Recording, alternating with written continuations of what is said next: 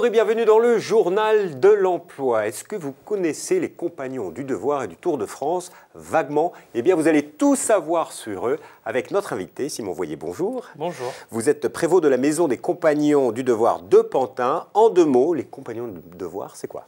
Alors, les compagnons de Devoir, c'est une institution qui forme des jeunes dans des parcours de formation diplômants.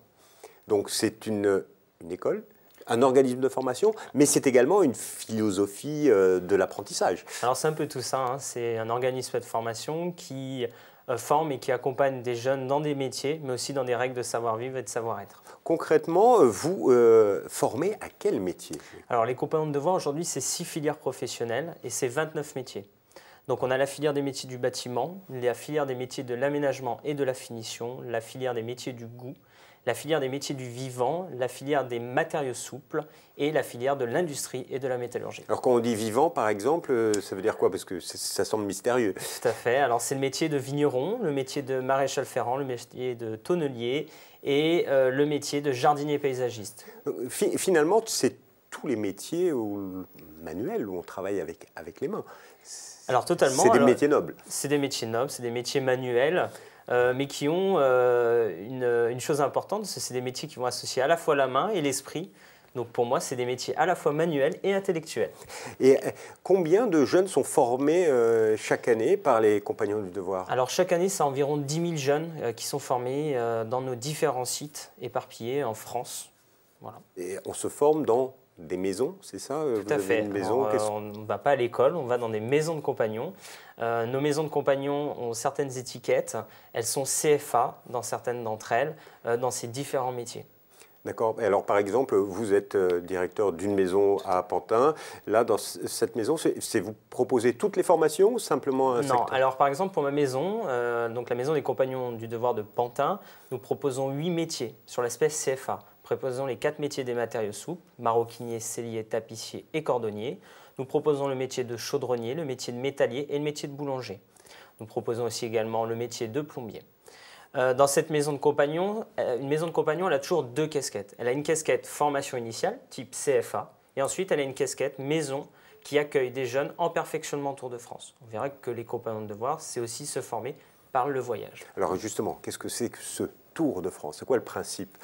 Alors le principe, c'est qu'à la fin d'une formation initiale, un jeune il a la possibilité, s'il le souhaite, de partir sur un parcours de 4 à 5 ans qui va l'amener à changer de ville une fois par an et de bénéficier des entreprises de différents territoires sur le plan national, voire international. C'est des entreprises qui accueillent ces jeunes, qui les salarient, c'est quoi, un méga stage de 4 ans ou il est salarié? Alors le jeune, il a un statut de salarié, il est embauché une fois par an dans une entreprise en contrat de professionnalisation.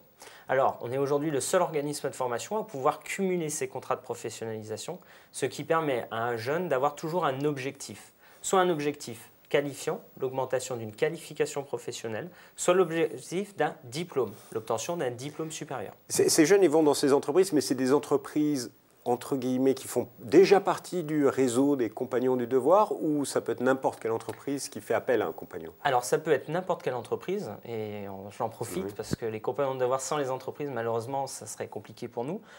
Donc nous, on a besoin de ces entreprises. Donc soit les jeunes sont placés dans nos entreprises déjà partenaires des compagnons du Devoir, ou alors ce sont des entreprises qui ont été prospectées dans l'année. Et notre objectif, c'est de les fidéliser.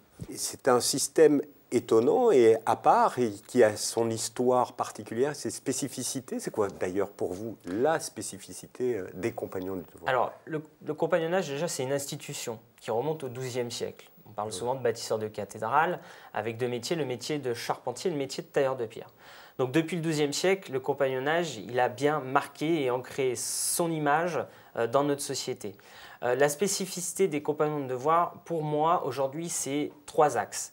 C'est l'axe de la formation, l'axe de l'hébergement et l'axe de la restauration. Ça veut dire que c'est une globalité qui permet à ces jeunes d'être hébergés, restaurés et formés dans toutes les maisons de compagnons. Une prise en charge globale. Globale. Une fois qu'on a fait, on a été jeune formé par les compagnons du Devoir, taux d'insertion, il est de combien au final? Alors, ce taux d'insertion, il est à environ plus de 90%. Ça veut dire que c'est un pourcentage très intéressant. Aujourd'hui, je pense qu'il y a plus d'un organisme de formation qui aimerait avoir au moins la moitié de ce qu'on a, quoi. Voilà. Et ceux qui ont fait le Tour de France, là, c'est... C'est du 100%. Ce qui est intéressant, c'est qu'un jeune sur deux, 50% de nos jeunes qui seront compagnons deviendront chefs d'entreprise. Donc ce sont des jeunes qui vont entreprendre dans notre société. Pour revenir justement sur ce Tour de France, parmi tous les jeunes qui suivent une formation initiale, quasiment tous font le Tour de France ou s'ils ont le choix ou Alors, il y en a qui bifurquent déjà sur un emploi direct? Alors on n'impose pas. Nous, notre politique aujourd'hui, c'est qu'un jeune sur deux, 50% de nos jeunes formés dans nos CFA partent sur le Tour de France. Aujourd'hui, c'est à peu près le cas. Notre objectif, c'est vraiment de les accompagner et de les diriger sur ce perfectionnement Tour de France. Pour les autres, la plupart du temps, ils restent dans le métier, mais l'éloignement familial, le fait de voyager ne les intéresse moins. Est-ce qu'il y a des métiers sur lesquels vous avez du mal à attirer des jeunes avec toutes ces formations que vous avez? Exactement. Alors, il y a des métiers pour nous où c'est très compliqué aujourd'hui sur le recrutement. Je pense par exemple au métier de couvreur, au métier de solimoquettiste, au métier de plâtrier, au métier de mécanicien. Par exemple, le métier de mécanicien, souvent on parle de mécanique voiture. Aujourd'hui, les jeunes, ils n'ont que le métier de la mécanique voiture. Le mécanicien, c'est un métier passionnant. Un métier passionnant. Je vous propose de revenir dans une autre émission pour nous présenter ces métiers. Alors, si vous voulez en savoir plus sur les Compagnons du Devoir, un site de compagnon-du-devoir.com. Vous avez plein d'informations et plein d'images. Et allez, Monsieur Voyer, vous revenez bientôt pour nous présenter la web-série « Arrête-moi si je me trompe ». Quant à nous, on se dit à bientôt pour un nouveau journal. Au revoir.